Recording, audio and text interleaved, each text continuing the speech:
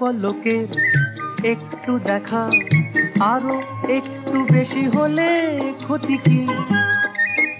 যদি কাটে প্রহর পাশে বসে মনের দুটো কথা বলে ক্ষতি কি? এক পলকের একটু দেখা আরো একটু বেশি হলে ক্ষতি কি? যদি কাটে প্রহর পাশে বসে মনের দুটো কথা বলে ক্ষতি কি? আহা হা ও হো হো আহা হা।